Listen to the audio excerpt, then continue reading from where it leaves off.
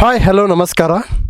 So ಇವತ್ತು ನಾವು KA ಪ್ರಶ್ನೆ ಪತ್ರಿಕೆ ಮೆಂಟಲ್ ಎಬಿಲಿಟಿ ಪ್ರಶ್ನೆ ಪತ್ರಿಕೆಗಳನ್ನ ಡಿಕೋಡ್ ಮಾಡ್ತಾ ಇದ್ದೀವಿ. ಈ ಪ್ರಶ್ನೆ ಪತ್ರಿಕೆಗಳನ್ನು ಡಿಕೋಡ್ ಮಾಡಲು ಮಿಸ್ಟರ್ ಭರತ್ ನಮ್ಮ ಜೊತೆ ಇದ್ದಾರೆ. ಭರತ್ ಅವರು UPSC ಕಂಡಕ್ಟ್ ಮಾಡ್ತಕ್ಕಂತಹ CAPF ಎಕ್ಸಾಮಲ್ಲಿ 208ನೇ ರ್ಯಾಂಕಿಂಗ್ನೊಂದಿಗೆ ತೇರ್ಗಡೆ ಆಗಿರ್ತಕ್ಕಂಥದ್ದು ಬಹಳ ಒಂದು ಸಂತೋಷ ಮತ್ತು ಸಂಭ್ರಮ ಪಡ್ತಕ್ಕಂಥ ವಿಚಾರ. ಮೋಸ್ಟ್ ಇಂಪಾರ್ಟೆಂಟ್ ಯಾಕೆ CAPF ಅಂತ ಹೇಳಿದೆ ಅಂತಂದರೆ, ಆಲ್ಮೋಸ್ಟ್ UPSCಗಿಂತ ಅಂದರೆ ಸಿವಿಲ್ ಸರ್ವಿಸ್ಗಿಂತ ಒಂದು ಹೆಜ್ಜೆ ಕಡಿಮೆ ಇರ್ತಕ್ಕಂತಹ ಎಕ್ಸಾಮ್ ಅದಾಗಿರುತ್ತೆ. ಸಿವಿಲ್ ಸರ್ವೀಸಸ್ಗೆ ಹೇಗೆ ಪ್ರಿಪೇರ್ ಆಗಬೇಕು ಅಷ್ಟೇ ಮಟ್ಟದ ಒಂದು intensive preparation, conceptual clarity CAPF ಎಕ್ಸಾಮ್ಸ್ಗೆ ಬೇಕಾಗುತ್ತೆ. ಸೊ ಅಂತಹ ಪರೀಕ್ಷೆಯನ್ನು ಕ್ಲಿಯರ್ ಮಾಡಿಕೊಂಡು ಕರ್ನಾಟಕದ ವಿದ್ಯಾರ್ಥಿಗಳಿಗೆ, ವಿಶೇಷವಾಗಿ KA KPSC ಮತ್ತು PSIಗೆ ಪ್ರಿಪೇರ್ ಆಗ್ತಕ್ಕಂತಹ ವಿದ್ಯಾರ್ಥಿಗಳಿಗೆ ಸೆಂಟ್ರಲ್ ಗೌರ್ಮೆಂಟ್ ಆ್ಯಂಗಲಿಂದ, ಈಗ ನಾವು ಆಲ್ರೆಡಿ ಡಿಸ್ಕಷನ್ ಮಾಡಿದ್ದೀವಿ ನಮ್ಮ ಇಡೀ HYT ಕ್ಲಾಸಲ್ಲಿ. Usually questions come from central government exams. ಆ ಅಪ್ರೋಚು, ನಾಲೆಡ್ಜು, ಹೇಗೆ ಆನ್ಸರ್ಸನ್ನು ನಾವು ಬಿಡಿಸಬೇಕು, ಹೇಗೆ ಆನ್ಸರ್ಸನ್ನು ತೆಗೆದುಕೊಳ್ಬೇಕು ಅಂತ ಅನ್ನೋ ಅಂಶವನ್ನು ಈಗ ಭರತ್ ಹೇಳ್ತಾರೆ. ಮೋಸ್ಟ್ ಇಂಪಾರ್ಟೆಂಟ್, ಈ will come up with 2 methodologies. Okay, ಒಂದು ಅಕಾಡೆಮಿಕ್ ಅಪ್ರೋಚಲ್ಲಿ ಹೇಗೆ ಪ್ರಿಪ್ರೇಷನ್ ಮಾಡಬೇಕು, ಹೇಗೆ ಆನ್ಸರ್ಸನ್ನು ತೆಗಿಬೇಕು ಅಂತ ಹೇಳ್ತಾರೆ. ಇನ್ನು ಒಂದು ಕಾಂಪಿಟೇಟಿವ್ ಎಕ್ಸಾಮ್ಸ್ ಆ್ಯಂಗಲಿಂದ ಈ ಸೆಕೆಂಡ್ ಕಾಂಪೊನೆಂಟ್ ಇದೆಯಲ್ಲ, ಇದು ಮೋಸ್ಟ್ ಇಂಪಾರ್ಟೆಂಟ್. ಸೊ ಮೊನ್ನೆ ನಡೆದಂತಹ KA FDA ನಾನ್ HK ಕ್ವಶನ್ ಪೇಪರ್ಗಳನ್ನು ನಿಮ್ಮ ಮುಂದೆ ಸಾಲ್ವ್ ಮಾಡ್ತಾರೆ. So over to Bharat. Thank you so much sir. So yes, hello everyone. Shantappa sir ಹೇಳ್ದಾಗೆ ನನ್ನ ಹೆಸರು ಭರತ್. UPSC CAPF ಅಲ್ಲಿ ಆಲ್ ಇಂಡಿಯಾ ರ್ಯಾಂಕ್ 208 ಪಡೆದಿದ್ದೀನಿ. ಆ್ಯಂಡ್ ಇವತ್ತು ಮೆಂಟಲ್ ಎಬಿಲಿಟಿ ಏನೇನು ಕ್ವೆಶನ್ಸ್ ಬಂದಿತ್ತು KA ಎಕ್ಸಾಮಲ್ಲಿ, ಆ ಕ್ವೆಶನ್ಸ್ನ ಅನಾಲಿಸಿಸ್ ಮಾಡೋಣ. ಯಾವ ರೀತಿಯಲ್ಲಿ ನಾವು ಸಾಲ್ವ್ ಮಾಡ್ಬೋದು, ಯಾವ ರೀತಿಯಲ್ಲಿ ನಾವು ಟೈಮ್ ಸೇವ್ ಮಾಡ್ಬೋದು. ನೋಡಿ, ಮೆಂಟಲ್ ಎಬಿಲಿಟಿ ಟೈಮ್ನ ಸೇವ್ ಮಾಡೋಕ್ಕೆ ಅಂತ ಇಟ್ಕೋಬೇಕು, ಟೈಮ್ನ ವ್ಯರ್ಥ ಮಾಡೋಕ್ಕಂತಲ್ಲ. ಸೊ ಮೆಂಟಲ್ ಎಬಿಲಿಟಿಯಲ್ಲಿ ಕಾನ್ಸೆಪ್ಚುಯಲ್ ಕ್ಲಾರಿಟಿ ಇಲ್ಲ ಅಂತ ಅಂತು ಅಂದರೆ ಮೆಂಟಲ್ ಎಬಿಲಿಟಿ ಟೈಮ್ ವೇಸ್ಟ್ ಆಗುತ್ತೆ. ಬಟ್ ಕಾನ್ಸೆಪ್ಚುಯಲ್ ಕ್ಲಾರಿಟಿ ಕರೆಕ್ಟಾಗಿತ್ತು ಅಂದರೆ ಕಾಂಪಿಟೇಟಿವ್ ಎಕ್ಸಾಮಲ್ಲಿ ಯಾವ ರೀತಿಯಲ್ಲಿ ನಾವು ಕ್ವೆಶನ್ಸ್ನ ಸಾಲ್ವ್ ಮಾಡಬೇಕು ಅಂತ ಗೊತ್ತಿದ್ದರೆ mental ability is a game changer ಅಂತಲೇ ಹೇಳ್ಬೋದು. ಸೊ ಹಾಗಾಗಿ ಏನಾಗುತ್ತೆ, ಸೊ ನಮ್ಮ UPSC ಅಲ್ಲಿ ಸಂಸ್ಥೆಯಾದಂತಹ IAS ಬಾಬಾ ಮತ್ತು ಶಾಂತಪ್ಪ ಸರ್ ಅವರ ಶಾಂತ ಮಾರ್ಗ ಇಬ್ಬರು ಕೊಲಾಬ್ರೇಟ್ ಆಗಿ, ಸೊ ನಮ್ಮ ಕರ್ನಾಟಕದ ವಿದ್ಯಾರ್ಥಿಗಳಿಗೆ ಒಂದು ಆಪರ್ಚುನಿಟಿ ಸಿಗಲಿ ಸೆಂಟ್ರಲ್ ಗೌರ್ಮೆಂಟಲ್ಲಿ. ಸೊ ಸೆಂಟ್ರಲ್ ಗೌರ್ಮೆಂಟ್ ಅಂತ ನೋಡ್ತಿದ್ರೆ, ನಾನು ಪಾಸಾದ ವರ್ಷ ಸರ್ ಕೇವಲ ಬರೀ 3 ಜನ ಮಾತ್ರ ಪಾಸಾಗಿದ್ರು UPSC CAPF ಅಲ್ಲಿ ಕರ್ನಾಟಕದಿಂದ. ಸೊ ಹಾಗಾಗಿ ನಮ್ಮ ಕರ್ನಾಟಕದ ವಿದ್ಯಾರ್ಥಿಗಳು ಸೆಂಟ್ರಲ್ ಲೆವೆಲ್ಗೆ ಬರಬೇಕು, ಅಲ್ಲಿ ಒಂದು ಉತ್ತಮವಾದಂತಹ ಹುದ್ದೆಗಳನ್ನ ಪಡ್ಕೋಬೇಕು ಅನ್ನುವಂತಹ ಈ ಒಂದು ನಿಮ್ಮ ಏನು ಆಶೆ ಇದೆ, ಖಂಡಿತವಾಗ್ಲೂ ನೆರವೇರಲಿ ಸರ್. ಆ್ಯಂಡ್ ಸೊ ಈ ಒಂದು ಕೋರ್ಸ್ನಲ್ಲಿ, ಈ ಒಂದು ಕೊಲಾಬ್ರೇಷನಲ್ಲಿ ಮೆಂಟಲ್ ಎಬಿಲಿಟಿ ಪಾರ್ಟ್ನ ನಾನು ಹ್ಯಾಂಡಲ್ ಮಾಡ್ತಾ ಇದ್ದೀನಿ. ಸೊ ಹಾಗಾಗಿ ಅದರ ಒಂದು ವಿಶ್ಲೇಷಣೆ, ಮೆಂಟಲ್ ಎಬಿಲಿಟಿ ಥರ ಯಾವ ರೀತಿಯಲ್ಲಿ ಸಾಲ್ವ್ ಮಾಡಬೇಕು ಅಂತ ಇದು ಒಂದು ಚಿಕ್ಕ ಉದಾಹರಣೆ ಥರ ನಿಮಗೆ ಕೊಡ್ತೀನಿ. So will start. Yes, so Bharat ಅವರು ಕಂಟಿನ್ಯೂ ಮಾಡ್ತಾ ಇದ್ದಾರೆ. ಅವ್ರ ಕ್ಲಾಸ್ನ ಕೇಳಿ ಎಂಜಾಯ್ ಮಾಡಿ. ಏನೇ ಡೌಟ್ಸ್ ಇದ್ರೂ ಕಾಮೆಂಟ್ ಸೆಕ್ಷನ್ ಮೆನ್ಷನ್ ಮಾಡಿ. So he is going to come and help you. Thank you, ನಮಸ್ತೆ. Yes sir. ಸೊ ಇವಾಗ without wasting much time will start ಮಾಡೋಣ. ಯಾವ ರೀತಿಯಲ್ಲಿ ಸಾಲ್ವ್ ಮಾಡಬೇಕು ಅಂತ ನೋಡ್ಕೊಂಡು ಹೋಗೋಣ. ಮೊದಲನೇ ಪ್ರಶ್ನೆ 75ನೇ ಪ್ರಶ್ನೆ ಇತ್ತು ಇದರಲ್ಲಿ. ಯಾವುದರಲ್ಲಿ? KA D1 ಸೀರೀಸ್ನಲ್ಲಿ. ಓಕೆ, KA ನಡೆಸಿದಂತಹ NHK ನಾನ್ ಕಲ್ಯಾಣ ಕರ್ನಾಟಕ ಅಂತ ನಾವೇನು ಕರಿತೀವಿ, ಅದರಲ್ಲಿ 75ನೇ ಕ್ವೆಶನಿಂದ ಮೆಂಟಲ್ ಎಬಿಲಿಟಿ ಕ್ವೆಶನ್ಸ್ ಸ್ಟಾರ್ಟ್ ಆಗ್ತಿತ್ತು D1 ವರ್ಷನಲ್ಲಿ. ಸೊ ಈ ಒಂದು ಕ್ವೆಶನ್ಸ್ ಕಾನ್ಸೆಪ್ಚುಯಲ್ ಕ್ಲಾರಿಟಿ ಇತ್ತು ಅಂತ ಅಂದಿದ್ರೆ ನಿಮಗೆ ತುಂಬ ಈಸಿಯಾಗಿ ಸುಲಭವಾಗಿ ಆನ್ಸರ್ನ ಮಾಡ್ಬೋದಾಗಿತ್ತು. ಹೇಗೆ ಅಂತ ಹೇಳ್ತೀನಿ ನೋಡಿ. 4,000ಕ್ಕೆ ಮೊದಲು ಕ್ವೆಶನ್ನ ಓದೋಣ. 4,000ಕ್ಕೆ 2 ವರ್ಷಗಳ ನಂತರ ದೊರೆತ ಸರಳ ಬಡ್ಡಿಯು ₹800.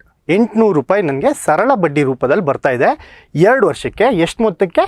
4,000 ಮೊತ್ತಕ್ಕೆ. ಅದೇ ಮೊತ್ತಕ್ಕೆ ಅದೇ ಬಡ್ಡಿ ದರದಲ್ಲಿ ಮತ್ತು ಅದೇ ಅವಧಿಗೆ ದೊರೆತ ಚಕ್ರ ಬಡ್ಡಿ ಎಷ್ಟು ಅಂತ ಕೇಳ್ತಿದ್ದಾರೆ. ಸೊ ಯಾವ ಕಾನ್ಸೆಪ್ಟ್ ಆಯಿತು? ಸರಳ ಬಡ್ಡಿ ಮತ್ತು ಚಕ್ರ ಬಡ್ಡಿ. ಕೊಟ್ಟಿರುವಂತಹ ಡೀಟೇಲ್ಸ್ನಲ್ಲಿ ನಾವು ರೇಟ್ ಆಫ್ ಇಂಟ್ರೆಸ್ಟ್ ಅಂತ ಅಂತೀವಲ್ವ, ಬಡ್ಡಿ ದರನ ಕಂಡಿಡ್ದು ಅದಾದಮೇಲೆ ಒಂದು ಫಾರ್ಮುಲಾ ಇರುತ್ತೆ ಚಕ್ರ ಬಡ್ಡಿಗೆ. A = P × 1 + R/100 whole to the power of T.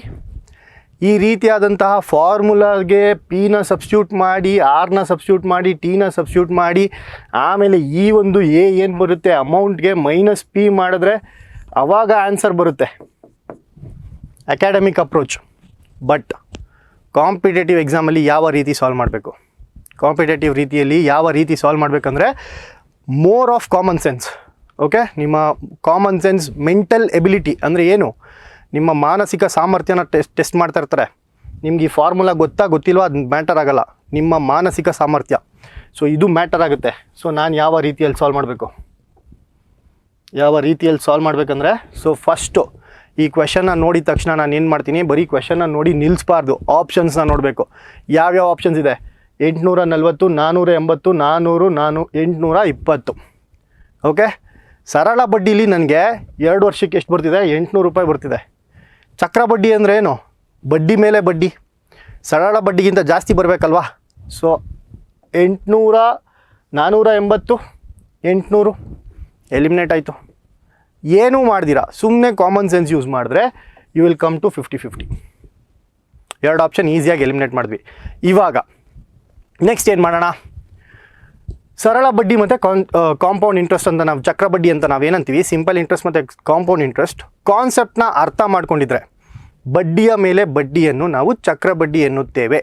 ಎಲ್ಲ ಬುಕ್ಕಲ್ಲೂ ಮೆನ್ಷನ್ ಮಾಡಿರ್ತಾರೆ. ಬಡ್ಡಿ ನಮಗೆ ನಾವೇನು ಮೊತ್ತ ಇಟ್ಟಿರ್ತೀವಿ ಅದಕ್ಕೆ ನಮಗೆ ಬಡ್ಡಿ ಕೊಡ್ತಾರೆ. ಆ ಬಡ್ಡಿಗೆ ಇನ್ನೊಂದು ಸರಿ ಬಡ್ಡಿ ಹಾಕಿದ್ರೆ ಏನಾಗುತ್ತೆ, ಚಕ್ರ ಬಡ್ಡಿ ಅಂತ ಆಗುತ್ತೆ.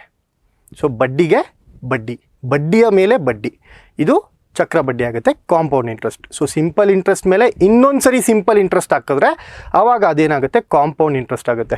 ಸೊ ನಮಗೆ ಕೊಟ್ಟಿರುವಂಥದ್ದೇನು, 4,000 ರೂಪಾಯಿ ಇದೆ ನಮ್ಮ ಹತ್ರ.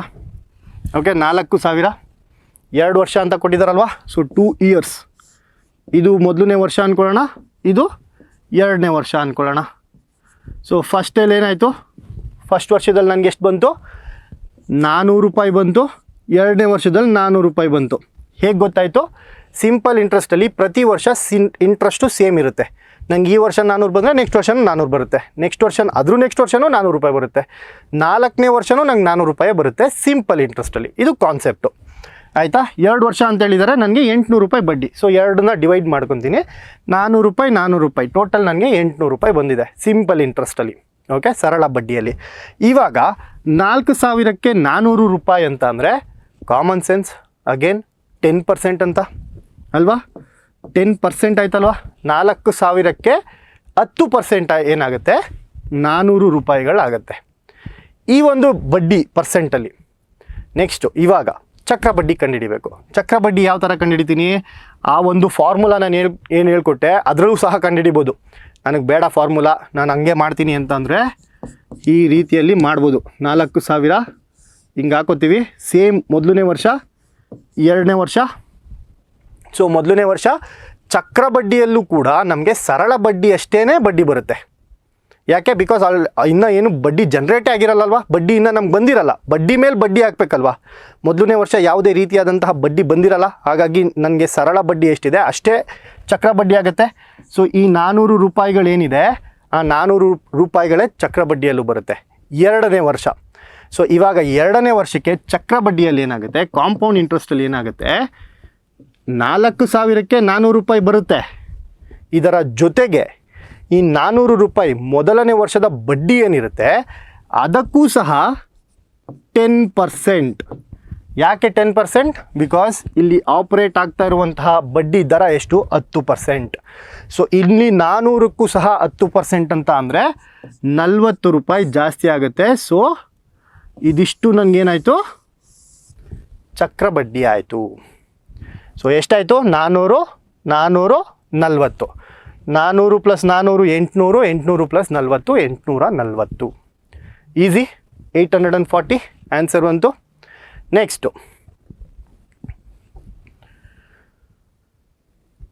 ನೆಕ್ಸ್ಟ್ ಕ್ವೆಶನ್ಗೆ ಹೋಗೋಣ. ನೆಕ್ಸ್ಟ್ ಕ್ವೆಶನ್ ಅಗೇನ್, ಬ್ಯಾಂಕಿನಲ್ಲಿ ಬಡ್ಡಿ ದರವನ್ನು 5%ನಿಂದ 4%ಗೆ ಇಳಿಸಿದಾಗ ಒಬ್ಬ ವ್ಯಕ್ತಿಯು 2,000ಗಳಷ್ಟು ಹೆಚ್ಚು ಠೇವಣಿ ಇಡುತ್ತಾನೆ. ಅಂದರೆ ಏನಾಗ್ತಿದೆ, ಬ್ಯಾಂಕಲ್ಲಿ ಒಂದಿಷ್ಟು ಅಮೌಂಟ್ ಇಟ್ಟಿರ್ತೀರ ಆಯಿತಾ. ಸಡನ್ನಾಗಿ ಬ್ಯಾಂಕ್ ಅವ್ರು ಏನು ಮಾಡ್ತಾರೆ, ಈ RBI ಅವರು ರೆಪೋ ರೇಟ್ನ ಕಮ್ಮಿ ಮಾಡಿಬಿಟ್ರು ಅಂದ್ಬಿಟ್ಟು ಇಂಟ್ರೆಸ್ಟ್ ರೇಟ್ನ ಕಮ್ಮಿ ಮಾಡಿಬಿಡ್ತಾರೆ ಬ್ಯಾಂಕ್ ಅವರು. ಎಷ್ಟಿಂದ ಎಷ್ಟಕ್ಕೆ, 5%ಇಂದ 4%ಗೆ ಕಮ್ಮಿ ಮಾಡ್ತಾರೆ. ಸೊ ನನಗೆ ಹೋದ ವರ್ಷ 5% ಬರ್ತಿತ್ತು, ಈ ವರ್ಷ ಎಷ್ಟು ಬರುತ್ತೆ, ನನಗೆ 4% ಅಷ್ಟೇ ಮಾತ್ರ ಬರುತ್ತೆ. ಆದರೆ ನನಗೆ ಬರ್ತಾ ಇರುವಂತಹ ಬಡ್ಡಿ ನನಗೆ ಸೇಮ್ ಇರಬೇಕು ಆಯಿತಾ. ನೆಕ್ಸ್ಟ್ ಲೈನ್ ನೋಡಿ, ಅವನ ವಾರ್ಷಿಕ ಆದಾಯವು ಹಾಗೆಯೇ ಇರುತ್ತದೆ. ಸೊ ನನಗೆ ಅದರಿಂದ ಎಷ್ಟು ಬಡ್ಡಿ ಬರ್ತಿತ್ತು ನನಗೆ ಅಷ್ಟೇ ಬರಬೇಕು, ಅದರಿಂದ ಆದಾಯ ನನಗೆ ಸೇಮ್ ಬರಬೇಕು. ಸೊ ಇದಕ್ಕೆ ನಾನು ಏನು ಮಾಡ್ತೀನಿ, ಇನ್ನೊಂದು 2,000 ರೂಪಾಯಿ ಜಾಸ್ತಿ ಠೇವಣಿ ಇಡ್ತೀನಿ, ಇನ್ನೊಂದು 2,000 ರೂಪಾಯಿ ಜಾಸ್ತಿ ಡೆಪಾಸಿಟ್ ಮಾಡ್ತೀನಿ. ಯಾಕೆ? ಬಿಕಾಸ್ 5%ಇಂದ 4% ಆಗಿದೆ. ಸೊ ಇವಾಗ ನಾನು ಡೆಪಾಸಿಟ್ನ ಜಾಸ್ತಿ ಮಾಡಿದ್ರೆ ನನಗೆ ಬರುವಂತಹ ಬಡ್ಡಿ ದರ ಈಕ್ವಲ್ ಆಗಬೇಕು. ಹಾಗೆ ಆಗ ಮೂಲ ಠೇವಣಿಯ ಮೊತ್ತ ಎಷ್ಟು? ಇದು ನಿಮ್ಮ ಕ್ವೆಶನ್. ಆ್ಯಂಡ್ ಮೆಂಟಲ್ ಎಬಿಲಿಟಿ ಇನ್ನೊಂದು ಏನು ಹೇಳಬೇಕಪ್ಪ ಅಂತಂದರೆ, ನಿಮಗೆ ಮೆಂಟಲ್ ಎಬಿಲಿಟಿಯಲ್ಲಿ ಕ್ವೆಶನ್ನ ಸಾಲ್ವ್ ಮಾಡೋಕ್ಕಿಂತ ಮುಂಚೆ ಕ್ವೆಶನ್ನ ಅರ್ಥ ಮಾಡ್ಕೊಳ್ಳುವಂಥದ್ದು ತುಂಬ ಇಂಪಾರ್ಟೆಂಟ್ ಆಗುತ್ತೆ. ಓಕೆ, ಒಂದು ಸರಿ ನೀವೇನಾದರೂ ಕ್ವೆಶನ್ನ ಅರ್ಥ ಮಾಡ್ಕೊಂತು ಅಂತ ಅಂದರೆ ಈಸಿಯಾಗಿ ಸಾಲ್ವ್ ಮಾಡ್ಬೋದು. 50% ಆಫ್ ದಿ ಪ್ರಾಬ್ಲಮ್ ಅಲ್ಲೇ ಸಾಲ್ವ್ ಆಗಿಬಿಡುತ್ತೆ. ಯಾವಾಗ ಕ್ವೆಶನಲ್ಲಿ ಏನು ಕೇಳ್ತಾ ಇದ್ದಾರೆ ಅನ್ನೋದು ನಿಮಗೆ ಕ್ಲಿಯರಾಗಿ ಗೊತ್ತಾಗಬೇಕು. ಓಕೆ, ಸೊ ಇವಾಗ ಎಷ್ಟೋ ಒಂದು ಮೊತ್ತ ಇತ್ತು, ಬ್ಯಾಂಕಲ್ಲಿ ಒಂದಷ್ಟು ಅಮೌಂಟ್ ಇಟ್ಟಿದೆ, ಪಿ ಅಂದ್ಕೊಳ್ಳೋಣ. ಓಕೆ, ಪ್ರಿನ್ಸಿಪಲ್ ಅಮೌಂಟ್ ಅಂತೀವಿ, ಪಿ ಅಂದ್ಕೊಳ್ಳೋಣ. ಇದಕ್ಕೆ ನನಗೆ ಎಷ್ಟು ಪರ್ಸೆಂಟ್ ಬರ್ತಿತ್ತು? 5%. ಮುಂಚೆ ನನಗೆ 5% ಬರ್ತಿತ್ತು. ಪರ್ಸೆಂಟ್ನ ನಾನು ಯಾವಾಗಲೂ ಏನಂತ ಬರ್ಕೋಬೇಕು? 5/100 ಅಂತ ಬರ್ಕೋತೀನಿ. Okay, simple, good. ನೆಕ್ಸ್ಟು ಇವಾಗ ನನಗೆ ಒಂದು ಬಡ್ಡಿ ಬರುತ್ತೆ. ಎಷ್ಟೋ ಬರುತ್ತೆ ಬಡ್ಡಿ. ನೆಕ್ಸ್ಟು ಈ ರೇಟ್ ಆಫ್ ಇಂಟ್ರೆಸ್ಟ್ ಏನಿದೆ, ಈ ರೇಟ್ ಆಫ್ ಇಂಟ್ರೆಸ್ಟ್ನ ಕಮ್ಮಿ ಮಾಡಿಬಿಡ್ತಾರೆ. ಎಷ್ಟು ಕಮ್ಮಿ ಮಾಡ್ತಾರೆ? 4% ಮಾಡಿಬಿಡ್ತಾರೆ. ಓಕೆ, 4% ಮಾಡಿಬಿಡ್ತಾರೆ. ಸೊ ಇವಾಗ ನನಗೆ ಇದೇ ಈಕ್ವಲ್ ಇರಬೇಕು. ಇದೇನು ನನಗೆ ಇಲ್ಲಿ ಏನು ಬಡ್ಡಿ ಬರ್ತಿತ್ತು ಅದೇ ಬಡ್ಡಿ ನನಗೆ ಬರಬೇಕು ಅಂದರೆ ನಾನು ಏನು ಮಾಡ್ತೀನಿ, ಇಲ್ಲಿ ಮೊದಲ ಮೊತ್ತ ಏನಿತ್ತು ಅದಕ್ಕೆ 2,000 ಜಾಸ್ತಿ ಹಾಕ್ತೀನಿ. So P plus 2,000 into 4/100.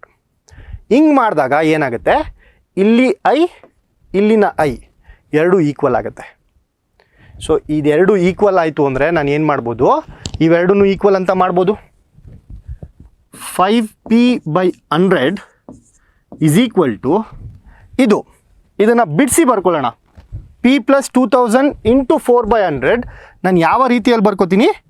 4p plus 8,000 divided by 100 ಅಂತ ಬರ್ಕೋತೀನಿ. ಸಿಂಪಲಾ? ಇದಾದಮೇಲೆ 100 ಮತ್ತು 100 ಕ್ಯಾನ್ಸಲ್ ಆಯಿತು. ಈ 4p ಈ ಕಡೆ ಇರುವಂಥದ್ದನ್ನ ಈ ಕಡೆ ಕಳಿಸ್ತೀನಿ.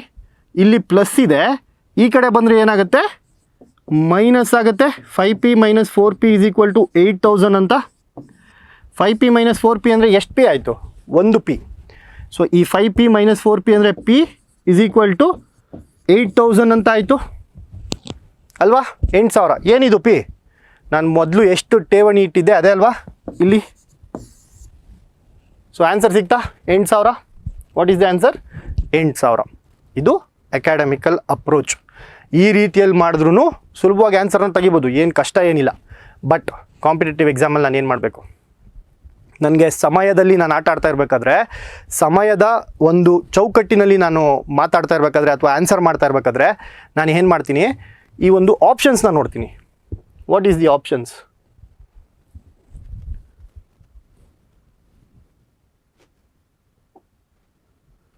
ಸೊ ಇಲ್ಲಿ ಆಪ್ಷನ್ಸ್ ಏನಿದೆ?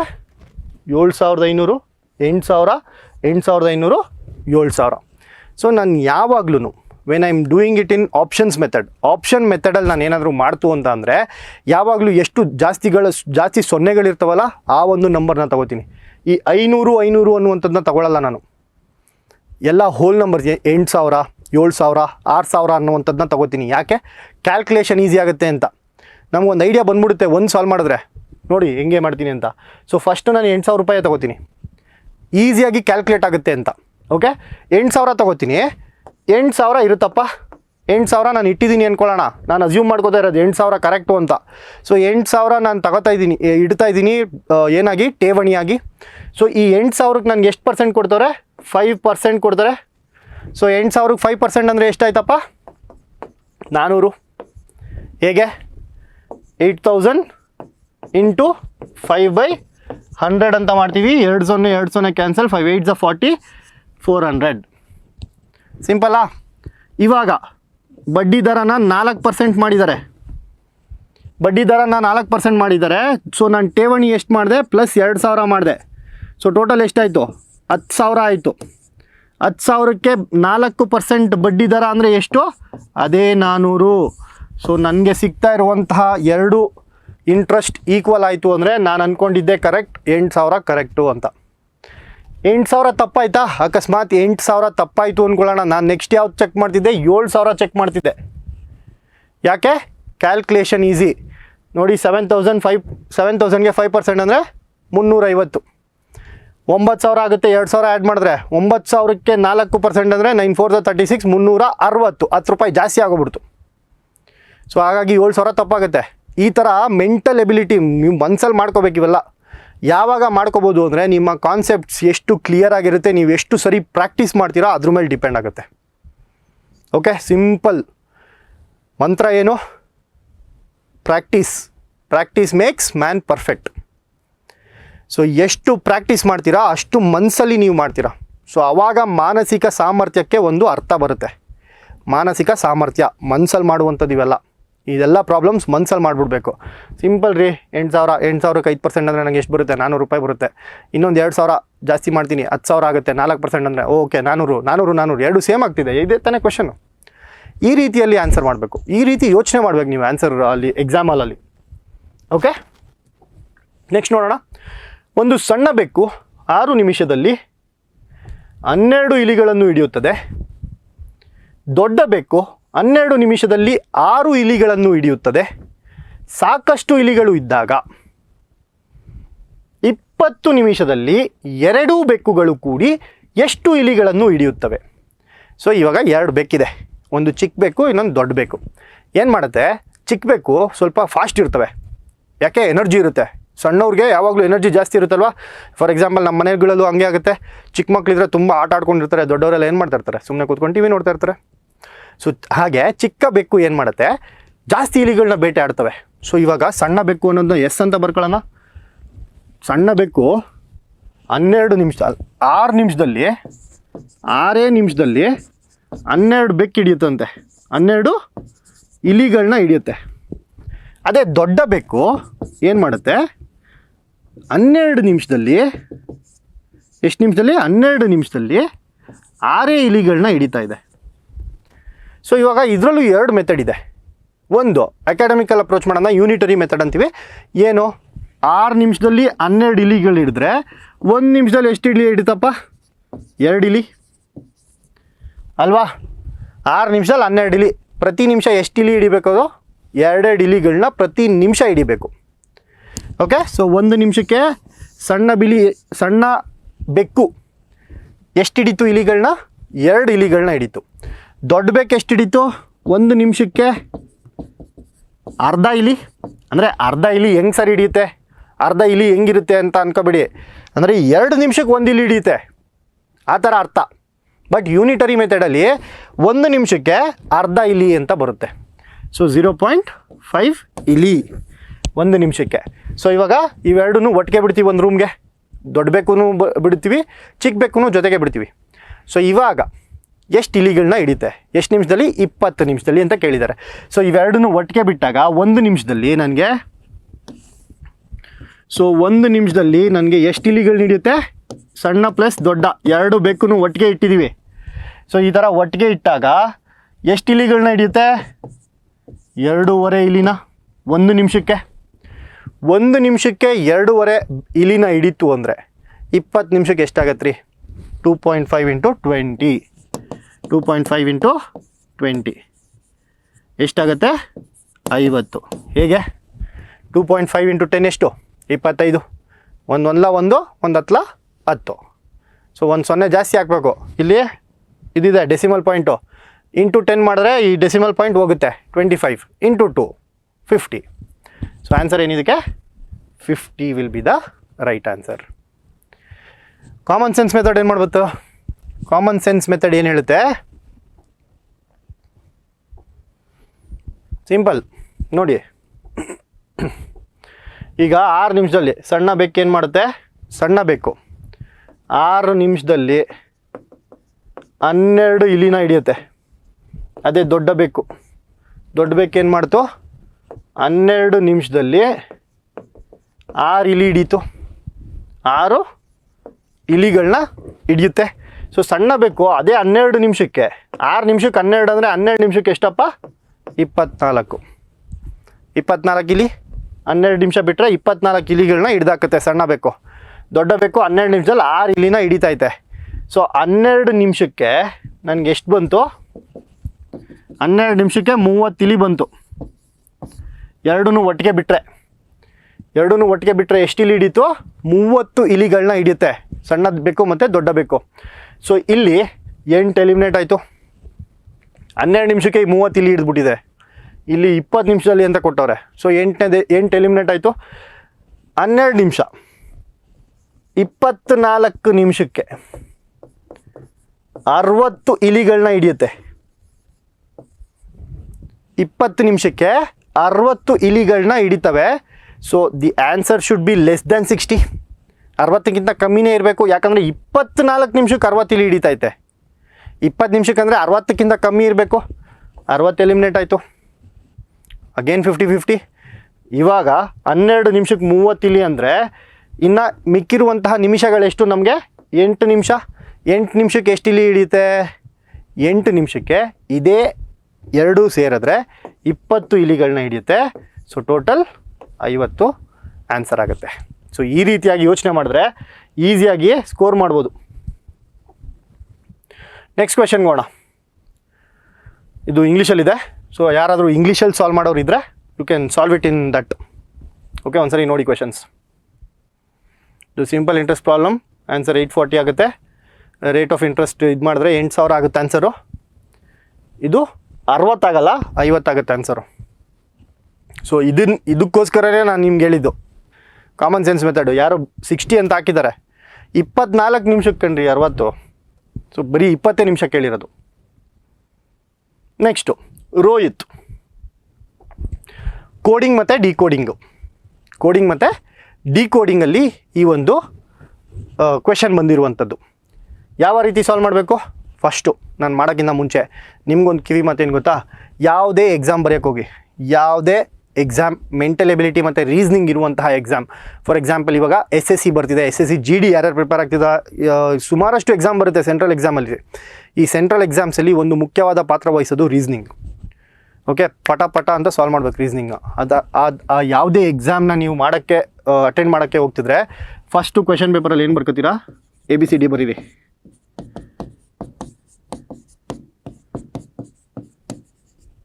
ಯಾವ ರೀತಿ? ಈ ರೀತಿ.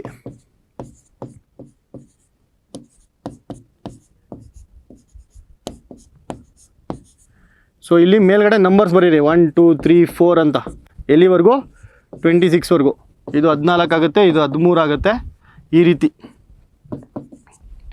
ರೀತಿ ನಂಬರ್ಸ್ನ ಬರ್ಕೋಂತ ಬನ್ನಿ. ಕ್ವೆಶನ್ ಪೇಪರ್ ಮೇಲೆ ಫಸ್ಟ್ ಇದಿರಬೇಕು, ಆಮೇಲೆ ಸಾಲ್ವ್ ಮಾಡಿರಿ, ಈಸಿ ಆಗುತ್ತೆ. ಹಿಂಗೆ ರೋಹಿತ್ ಅಂತ ಇದೆ. ಸೊ ರೋಹಿತ್ಗೆ ಫಸ್ಟು ಮೇಲ್ಗಡೆ ಪ್ಲೇಸಸ್ ವ್ಯಾಲ್ಯೂಸ್ ನಂಬರ್ಸ್ನ ಬರ್ಕೋತೀನಿ. R ಎಷ್ಟು? 18, O 15, H 8, I 9, T 20, 20. So R 18, O 15, H 8, I 9, T 20. So ಇದನ್ನು ನಾವು ಏನಂತ ಮಾಡ್ತಾಯಿದ್ದೀವಿ? SQKMY. ಇದನ್ನೆಲ್ಲ 5 ಸೆಕೆಂಡಲ್ಲಿ ಮಾಡಬೇಕು ಇದನ್ನು. ಸೊ S ಏನಾಗುತ್ತೆ? 19 ಆಗುತ್ತೆ. Q ಏನಾಗುತ್ತೆ? 17 ಆಗುತ್ತೆ. K ಏನಾಗುತ್ತೆ? 11 ಆಗುತ್ತೆ. M ಏನಾಗುತ್ತೆ? 13 ಆಗುತ್ತೆ. Y ಏನಾಗುತ್ತೆ? 25 ಆಗುತ್ತೆ. ಸೊ ಇದು ಇದರ ಪ್ಲೇಸ್ ವ್ಯಾಲ್ಯೂಸ್, ಲೆಟರ್ಸ್ನ ಪ್ಲೇಸ್ ವ್ಯಾಲ್ಯೂಸ್. ಇದೆಷ್ಟಾಯ್ತಪ್ಪ? +1. ಇದೆಷ್ಟಾಯ್ತಪ್ಪ? +2. ಇದೆಷ್ಟಾಯ್ತಪ್ಪ? +3. 8 + 3 11. ಇದೆಷ್ಟಾಯ್ತಪ್ಪ? +4. ಇದೆಷ್ಟಾಯಿತು? +5. ಸೊ ಇದನ್ನು ಬರ್ಕೋತೀನಿ ಏನಂತ? +1 +2 +3 +4 +5 ಅಂತ. ಈ ಥರ ಬರ್ಕೊಂಡ ನಂತರ ನೆಕ್ಸ್ಟ್ ವರ್ಡ್ ಏನಿದೆ ಅದನ್ನು ಮಾಡೋಣ. ನೆಕ್ಸ್ಟ್ ವರ್ಡ್ ಏನಿದೆ? ವಿರಾಟ್ ಅನ್ನುವಂಥದ್ದಿದೆ. ಸೊ ವಿರಾಟ್ಗೆ ವಿ ಯಾವ್ದು ಬರುತ್ತೆ? 22, I 9, R ಏನಾಗುತ್ತೆ? 18, A ಅನ್ನೋದು 1, T ಅನ್ನೋದು 20. ಸೊ V +1 ಅಂದರೆ 23 ಆಗುತ್ತೆ. 23 ಈಸ್ W. ಎಲ್ಲಿದೆ? ಎಲ್ಲದರಲ್ಲೂ W ಇದೆ, ಏನು ಯೂಸ್ ಇಲ್ಲ. I +2 ಆಗಬೇಕು. +2 ಅಂದರೆ 11. K ಇದೋಯ್ತು ಇದೋಯ್ತು. ಸೊ ಇದೋಯ್ತು ಇದೋಯ್ತು. ನೆಕ್ಸ್ಟು +3 ಮಾಡಿದ್ರೆ 18 + 3 21 ಯು WKU ಆನ್ಸರ್ ಸಿಕ್ತು ಅಷ್ಟೇ. ಇನ್ನೂ 2 ಮಾಡಬೇಕಾ ನಿಮ್ಮ ಇಷ್ಟ, ಮಾಡೋಂಗಿದ್ರೆ ಮಾಡಿ. A1 ಇದೆ +4 ಮಾಡ್ತೀವಿ. ಇಲ್ಲಿ +4 ಮಾಡಿದಾಗ 5 ಬಂತು. 5 ಅಂದರೆ E ಬಂತು. ಇಲ್ಲಿ T +5 ಮಾಡಬೇಕು, 25 ಆಗಬೇಕು Y. Okay, simple. ಇಂತಹ ಪ್ರಶ್ನೆಗಳನ್ನ ಯಾರು ತಪ್ಪು ಮಾಡ್ತೀರಲ್ವಾ, ತುಂಬ ಕಷ್ಟ ಆಗುತ್ತೆ. ಸೊ ಇಂತಹ ಪ್ರಾಬ್ಲಮ್ಸ್ನ ತಪ್ಪೇ ಮಾಡಬಾರ್ದು. ಅಕಸ್ಮಾತ್ ಏನಾದರೂ ಸಿಲಿ ಮಿಸ್ಟೇಕ್ ಆಯಿತು ಸರ್, ನೋ ಎಕ್ಸ್ಕ್ಯೂಸ್. ಒಬ್ಬ ವಿದ್ಯಾರ್ಥಿಯು ಒಂದು ಸಂಖ್ಯೆಯನ್ನು 5/3 ಗುಣಿಸುವ ಬದಲಾಗಿ 3/5 ಗುಣಿಸುತ್ತಾನೆ. ಹಾಗಾದರೆ ಅವನು ಕಂಡುಹಿಡಿದ ಬೆಲೆಯಲ್ಲಿನ ಶೇಕಡ ದೋಷವೆಷ್ಟು? ಸೊ ಈ ಥರ ಒಂದು ಕ್ವೆಶನ್ಸ್ ಬರ್ತಾ ಇರ್ತವೆ. ಇದು UPSC ಲೆವೆಲಲ್ಲೂ ಕೇಳ್ತಾರೆ, not only group C level, UPSC ಲೆವೆಲಲ್ಲೂ ಈ ಥರವಂತಹ ಕ್ವೆಶನ್ಸ್ನ ಕೇಳ್ತಾರೆ. ಸೊ ಇದನ್ನೇ ಯಾವ ರೀತಿ ಸಾಲ್ವ್ ಮಾಡಬೇಕು, ಯಾವ ರೀತಿಯಲ್ಲಿ ಇದನ್ನು ಸಾಲ್ವ್ ಮಾಡಬೇಕಂತಂದರೆ ಸಿಂಪಲ್ ರೀ. ಈ ಥರ ಇದೆಯಲ್ವಾ, 2 ನಂಬರ್ ಇದೆ, 2 ಮಲ್ಟಿಪ್ಲೈ ಮಾಡ್ಕೊಳ್ಳಿ. 5 3s 15. 15 is what? 15 ನನ್ನ ಒರಿಜಿನಲ್ ನಂಬರ್ ಅಂತ ಅನ್ಕೊತೀನಿ. ಯಾಕೆ ಗೊತ್ತಾಗುತ್ತೆ? ಯಾಕೆ ಅಂದರೆ ಈಸಿ, ನಾವು ಏನೇ ಮೆಂಟಲ್ ಎಬಿಲಿಟಿ ಮಾಡ್ತೀವಿ ಅಂತಂದ್ರೂ ಕ್ಯಾಲ್ಕುಲೇಷನ್ ಈಸಿ ಆಗಬೇಕು. That is the main purpose. ನಾನು ಏನಾದರೂ ಒಂದು ಅಸ್ಯೂಮ್ ಮಾಡ್ಕೋತೀನಿ ಅಂದರೆ ನನಗೆ ಹೆಲ್ಪ್ ಆಗಬೇಕದು ಅಲ್ವಾ. ಈಗ ನಾನು ಒಳ್ಳೆ ಸಖತ್ತಾಗಿ ಕ್ಲಾಸ್ ಮಾಡ್ತೀನಿ ಅಂತ ನಾನು ಅಂದ್ಕೊಂಡ್ರೆ ಕಾನ್ಫಿಡೆನ್ಸ್ ಜಾಸ್ತಿ ಆಗುತ್ತೆ, ನಾನು ಕ್ಲಾಸ್ ಚೆನ್ನಾಗಿ ಮಾಡ್ತೀನಿ. ಸೊ ನಾನು ಏನು ಅಸ್ಯೂಮ್ ಮಾಡ್ಕೋಬೇಕು, ನನಗೆ ಯಾವುದು ಒಳ್ಳೆಯದಾಗುತ್ತೆ ಅದನ್ನು ನಾವು ಅಸ್ಯೂಮ್ ಮಾಡ್ಕೋಬೇಕು. ಸೊ ಮೆಂಟಲ್ ಎಬಿಲಿಟಿಲೂ ಸೇಮ್ ಫಾರ್ಮುಲಾ. ಏನು, ನಮಗೆ ಈಸಿ ಆಗುವಂಥದ್ದನ್ನ ಅಸ್ಯೂಮ್ ಮಾಡ್ಕೋಬೇಕು. ಸೊ 15 ಅನ್ನುವಂಥದ್ದನ್ನ ನಾನು ಅಸ್ಯೂಮ್ ಮಾಡ್ಕೋತೀನಿ, ನನ್ನ ಒರಿಜಿನಲ್ ನಂಬರ್ ಅಂತ. ಸೊ ಇವಾಗ ಒರಿಜಿನಲ್ ನಂಬರ್ ಏನು? 15. 15ಕ್ಕೆ ನನಗೇನು ಮಾಡೋಕ್ಕೆ ಹೇಳ್ತಾರೆ? ಗುಣಿಸಪ್ಪ ಅಂತಾರೆ, ಮಲ್ಟಿಪ್ಲಿಕೇಶನ್ ಮಾಡಪ್ಪ ಅಂತಾರೆ. ಏನ್ನ 15 × 5/3 ಮಾಡು ಅಂತಾರೆ. ಇದು ಆ್ಯಕ್ಚುಯಲ್ಲು, ಅವ್ರು ನನಗೆ ಕೇಳಿರೋದು. ಆದರೆ ನಾನೇನು ಮಾಡ್ತೀನಿ, 15ನ 3/5 ಮಲ್ಟಿಪ್ಲೈ ಮಾಡಿಬಿಡ್ತೀನಿ. ಯಾಕೆ? ಆವಾಗಲೇ ಹೇಳಿದ್ರಲ್ಲ, simple silly mistake, stupidity. Okay, so ಇದು ಫಾಲ್ಸ್, ಇದು ಆ್ಯಕ್ಚುಯಲ್ ಆಗಿ ನನಗೆ ಎಷ್ಟು ಬರಬೇಕಿತ್ತು?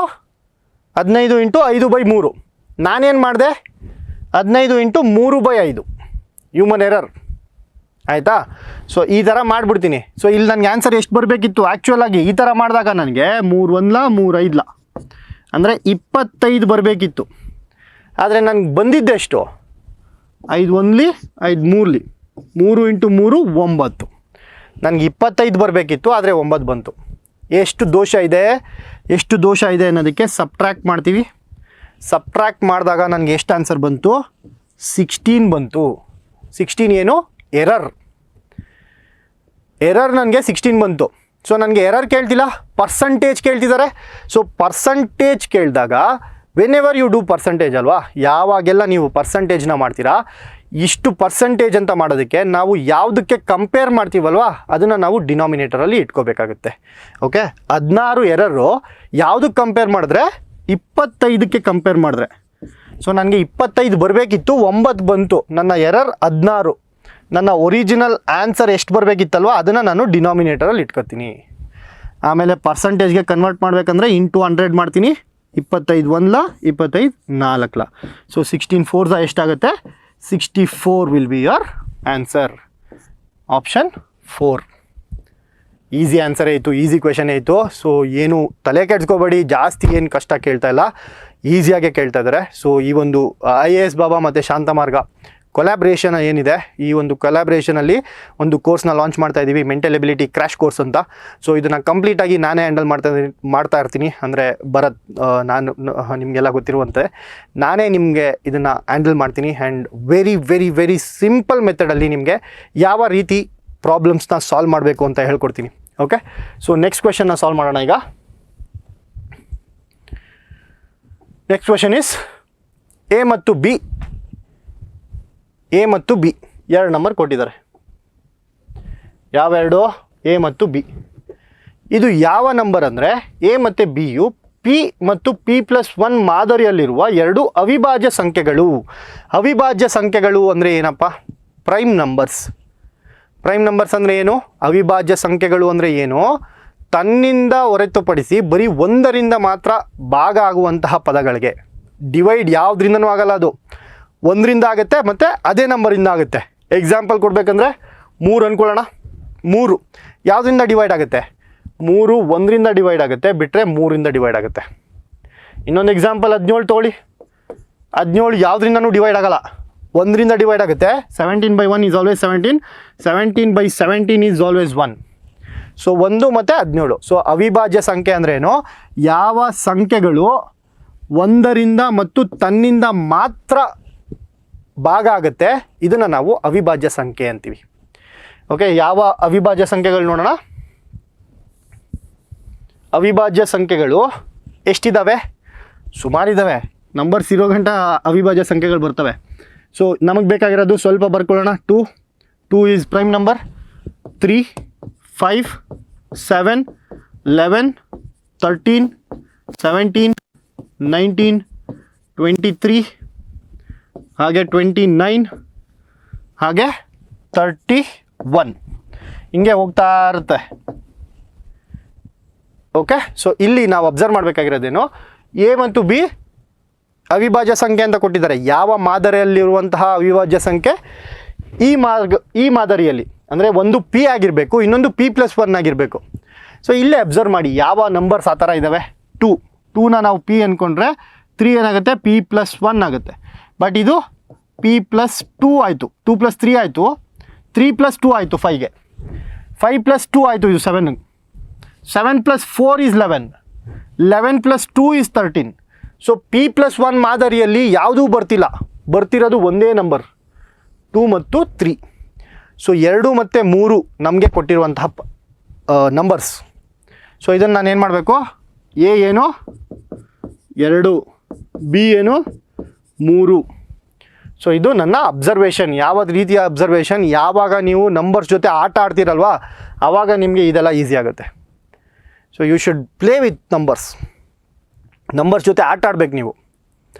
So A2, B3. ಸೊ ಈ ರೀತಿಯಾದಂತಹ 2 ನಂಬರ್ಸ್ ಇರ್ತವೆ. ಇವಾಗ ಏನು ಕೇಳ್ತಿದ್ದಾರೆ? m = A⁴A. ಎಮ್ ಏನಿದೆ? A⁴A ಅಂತ ಕೊಟ್ಟಿದ್ದಾರೆ, ಪ್ಲಸ್ B⁴B ಕೊಟ್ಟಿದ್ದಾರೆ. ಇದನ್ನು ಸಾಲ್ವ್ ಮಾಡೋಣ. A⁴A ಅಂದರೆ ಎಷ್ಟಾಗುತ್ತೆ? 2/2, 2/2 ಪ್ಲಸ್ 3/3 ಅಂದರೆ 2 2s 4, 2 ಸ್ಕ್ವೇರ್ ಅಂದರೆ 4, 3 ಸ್ಕ್ವೇರ್ ಅಂದರೆ 27, 3 3s 9, 9 3s 27. ಸೊ 4 + 27 ಎಷ್ಟಾಯಿತು? ಎಮ್ ಏನಾಯ್ತಪ್ಪ? 31 ಆಯಿತು. ಎಮ್ ಎಷ್ಟಾಯಿತು? 31 ಆಯಿತು.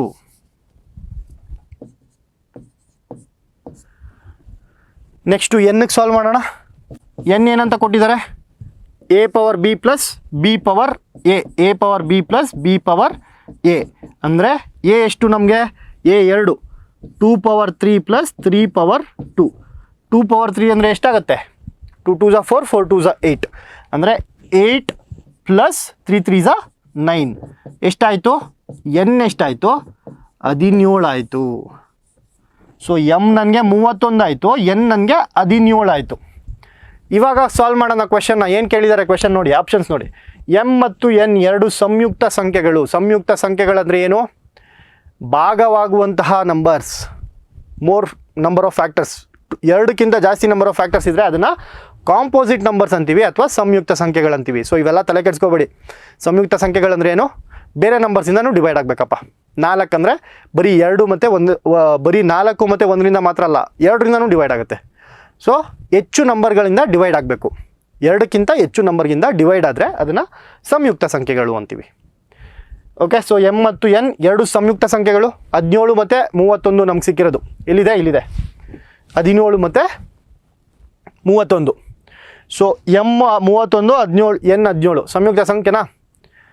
ಇಲ್ಲಿ ಬರ್ದಿದ್ದೀನಲ್ವಾ, ಎಲ್ಲಿದೆ? ಎಮ್ಮು ಮತ್ತು ಎನ್ನು 17, 31. ಏನು ಈ ಲಿಸ್ಟ್? ಏನು ಯಾವುದ್ರದ್ದು ಬರ್ದಿದ್ದು ನಾವು? ಅವಿಭಾಜ್ಯ ಸಂಖ್ಯೆಗಳು. ಸೊ ಎಮ್ ಮತ್ತು ಎನ್ 2 ಏನಾಯಿತು? ಅವಿಭಾಜ್ಯ ಸಂಖ್ಯೆಗಳಾಗುತ್ತೆ. ಆಪ್ಷನ್ 3 ಸರಿಯಾಗತ್ತೆ. ಓಕೆ, ಸೊ ಇದಿಷ್ಟು ಈ ರೀತಿಯಾಗಿ ಸಾಲ್ವ್ ಮಾಡಬೇಕು.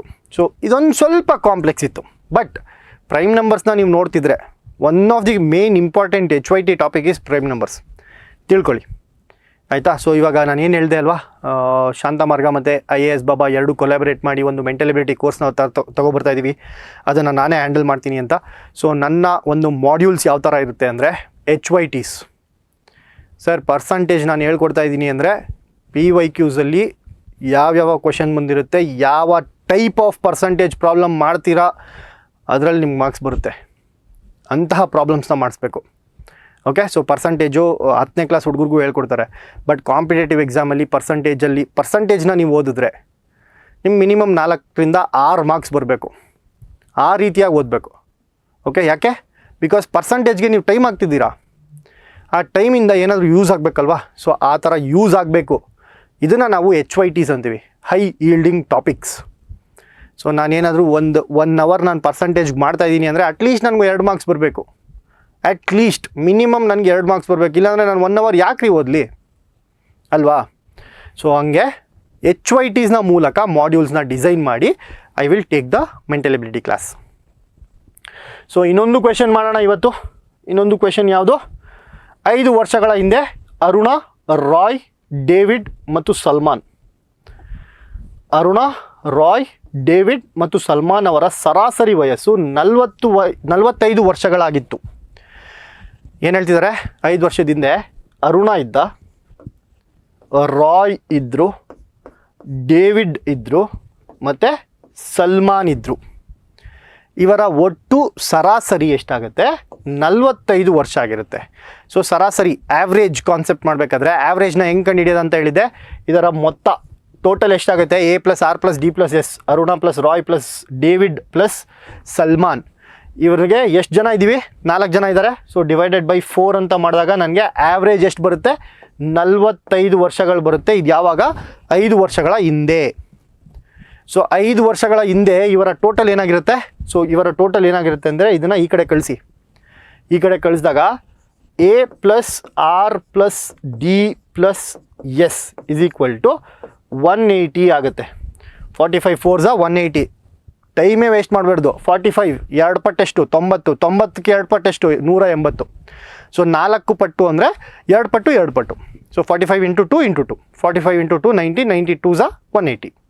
ಈ ರೀತಿ ಸಾಲ್ವ್ ಮಾಡಬೇಕು. 45 4 180 ನೆನ್ಪು ಬಂದಿಲ್ಲ ಅಂದರೆ 45 2 90. 90 2 180. ಈ ರೀತಿಯಾಗಿ ಸಾಲ್ವ್ ಮಾಡ್ಕೋಬೇಕು ಮಲ್ಟಿಪ್ಲಿಕೇಶನ್ ಮತ್ತು ಡಿವಿಷನ್ನ. ಸೊ A+R+D+S ಏನಾಯಿತು? 180 ಆಯಿತು. ಇದು ಯಾವಾಗ? 5 ವರ್ಷಗಳ ಹಿಂದೆ, 5 ವರ್ಷಗಳ ನಂತರ. ಇವಾಗ ಅಟ್ ಪ್ರೆಸೆಂಟ್ ಮಾಡ್ತಾಯಿದ್ದೀವಿ. ಈಗ ಸೀತಾ ಅವರನ್ನು ಸೇರುತ್ತಾಳೆ. ಸೊ ಇವಾಗ ಪ್ರೆಸೆಂಟ್ಗೆ ಬಂದ್ವಿ. 5 ವರ್ಷ ಆ್ಯಡ್ ಮಾಡಬೇಕು. ಯಾಕೆ? ಬಿಕಾಸ್ ನಾವು ಅವಾಗಿಂದ ಏನು ಮಾಡ್ತಿದ್ವಿ? 5 years ಎಗೋ, 5 ವರ್ಷಗಳ ಹಿಂದಿನದನ್ನು ಮಾತಾಡ್ತಾ ಇದ್ದೀವಿ. ಈಗ ಎಲ್ಲ 5 ಜನರ ಸರಾಸರಿ ವಯಸ್ಸು 49 ವರ್ಷ ಆಗುತ್ತೆ. ಸೊ ಇವಾಗ ಆ್ಯಾವ್ರೇಜ್ ಚೇಂಜ್ ಆಗುತ್ತೆ. ಸೊ ಇಲ್ಲಿ ಫಸ್ಟು ಟೋಟಲ್ನ ಮಾಡ್ಕೊಳ್ಳೋಣ. ಟೋಟಲ್ ಎಷ್ಟಾಗುತ್ತೆ? A+R+D+S 180 ಆಯಿತು. ಈ 180ಗೆ 5 ವರ್ಷ, ಇವ್ರಿಗೂ 5 ವರ್ಷ ಜಾಸ್ತಿ ಆಗಬೇಕು, ಇವ್ರಿಗೂ 5 ವರ್ಷ ಜಾಸ್ತಿ ಆಗಬೇಕು, ಇವ್ರಿಗೂ 5 ವರ್ಷ ಜಾಸ್ತಿ ಆಗಬೇಕು, ಇವ್ರಿಗೂ 5 ವರ್ಷ ಜಾಸ್ತಿ ಆಗಬೇಕು ಅಲ್ವಾ. ಸೊ ಟೋಟಲ್ ಎಷ್ಟಾಗುತ್ತೆ? +20 ಆಗುತ್ತೆ. ಯಾಕೆ? 5 10 15 20. ಇವ್ರಿಗೂ 5 ಜಾಸ್ತಿ ಆಗಿರುತ್ತೆ, ಇವ್ರಿಗೂ 5 ಜಾಸ್ತಿ ಆಗಿರುತ್ತೆ, ಇವ್ರಿಗೂ 5, ಇವ್ರಿಗೂ 5 ಜಾಸ್ತಿ ಆಗಿರುತ್ತೆ. ಸೊ 5ನ 4 ಸರಿ ಜಾಸ್ತಿ ಮಾಡ್ತಿದ್ರೆ ನಮ್ಗೆ ಎಷ್ಟು ಬರುತ್ತೆ? ಟೋಟಲ್ಲು 180 + 20 ಅಂದರೆ 200 ಇಯರ್ಸ್ ಆಯಿತು. ಯಾರ್ದು? A+R+D+Sದು. ಇವಾಗ ಸೀತಾ ಒಬ್ಬರು ಸೇರ್ಕೋತಾರೆ. ಸೀತಾ ಒಬ್ಬರು ಸೇರಿಕೊಂಡಾಗ ಎಲ್ಲಿ ಬರೆಯೋಣ? ಜಾಗ ಇಲ್ವಲ್ಲ, ಇಲ್ಲಿ ಬರೀತೀನಿ. A+R+D+S. ಆಲ್ರೆಡಿ 4 ಜನ ಇದ್ದರು. ಈ 4 ಜನಕ್ಕೆ ಏನಾಗುತ್ತೆ? ಇನ್ನೊಬ್ಬರು ಸೀತಾ ಅಂತ ಜಾಯ್ನ್ ಆಗ್ತಾರೆ. ಸೀತಾ ಅಂತ ಜಾಯ್ನ್ ಆದಾಗ ಇವಾಗ ಎಷ್ಟು ಜನ ಆದರು? 5 ಜನ ಆದರು. ಆ್ಯಂಡ್ ಇವರ ಸರಾಸರಿ ಮೊತ್ತ ಎಷ್ಟಾಗುತ್ತೆ? 49 ಆಗುತ್ತೆ. 49 × 5. ಯಾಕೆ? 49 ವರ್ಷಗಳು ಸರಾಸರಿ ಅಂತ ಕೊಟ್ಟಿದ್ದಾರೆ. ಆ್ಯಂಡ್ ಈ ಒಂದು ಇದರಲ್ಲಿ ನೋಡಿ, A+R+D+S ಎಷ್ಟಾಯಿತು? 200 ವರ್ಷಗಳಾಯಿತು.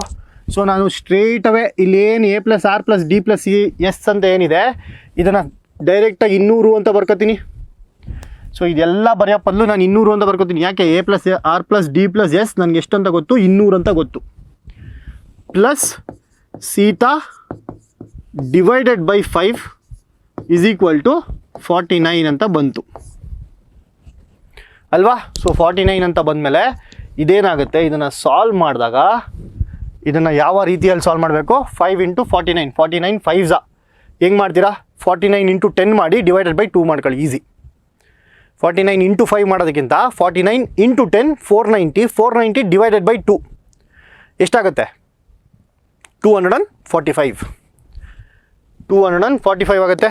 200 plus Sita is equal to 245 ಆಯಿತು. ಸೀತಾ ಅವ್ರದ್ದೆಷ್ಟು, ಈ 200ನ ನಾನು ಈ ಕಡೆ ಕಳಿಸ್ಬೇಕು. ಈ ಕಡೆ ಪ್ಲಸ್ ಇದೆ, ಪ್ಲಸ್ 200 ಏನೂ ಇಲ್ಲ ಅಂದರೆ ಪ್ಲಸ್ 200, ಈ ಕಡೆ ಹೋದರೆ ಮೈನಸ್ 200 ಆಗುತ್ತೆ. ಸೊ ಸೀತಾ ಅವ್ರದ್ದು ಎಷ್ಟು ಏಜ್ ಆಗುತ್ತೆ, 245 ಮೈನಸ್ 200 ಟೋಟಲ್ 45. ಏನು ಆನ್ಸರ್, ಆಪ್ಷನ್ 1 ಯಾರೆಲ್ಲ ಹಾಕಿದ್ದೀರಾ ಸರಿಯಾಗಿ ಹಾಕಿರ್ತೀರಾ. ಓಕೆ, ಸಿಂಪಲ್ ಕ್ವೆಶನ್, ಆ್ಯಾವ್ರೇಜ್ಗೆ ರಿಲೇಟ್ ಆಗಿರುವಂಥ ಕ್ವೆಶನ್. ಅವಾಗಿಂದ ನಾನು ಹೇಳ್ತಾ ಇದ್ದೀನಿ, ಇವಾಗ ನಿಮ್ಗೆ ಹೇಳ್ಕೊಡ್ಬೇಕಾದ್ರೆ ಇದು ಜಾಸ್ತಿ ಅನಿಸುತ್ತೆ, ಬಟ್ ನಾನೇ ಮಾಡಿದ್ರೆ ಇದು 5ರಿಂದ 10 ಸೆಕೆಂಡ್ ತಗೊಳ್ಳುವಂತಹ ಪ್ರಶ್ನೆ. ಓಕೆ, ಸೊ ನೀವು ಮೆಂಟಲಿ ಎಲ್ಲ ಪ್ರಿಪೇರ್ ಆಗಿರಬೇಕು. ಯಾವಾಗ ಆಗುತ್ತೆ ಅಂತಂದರೆ ವೆನ್ ಯು ಪ್ರಾಕ್ಟೀಸ್. ಸೊ ಚೆನ್ನಾಗಿ ಪ್ರಾಕ್ಟೀಸ್ ಮಾಡಿ, ಚೆನ್ನಾಗಿ ಕಾನ್ಸೆಪ್ಚುಯಲ್ ಕ್ಲಾರಿಟಿ ಇತ್ತು ಅಂದರೆ ಇದೆಲ್ಲ ಈಸಿ ಆಗುತ್ತೆ. ಓಕೆ, ಸೊ ತಲೆ ಕೆಡಿಸ್ಕೋಬೇಡಿ. ಏನು HYT ಮಾಡೆಲ್ ಮತ್ತು ಹೋಮ್ವರ್ಕ್ಸ್ ಮಾಡೆಲ್ ಏನಿತ್ತು ಅದರ ಮೇಲೆ ನಿಮಗೆ ಮೆಂಟಲ್ ಎಬಿಲಿಟಿ ತಯಾರಿನ ನಾವು ಮಾಡಿಸ್ತೀವಿ. So thank you so much.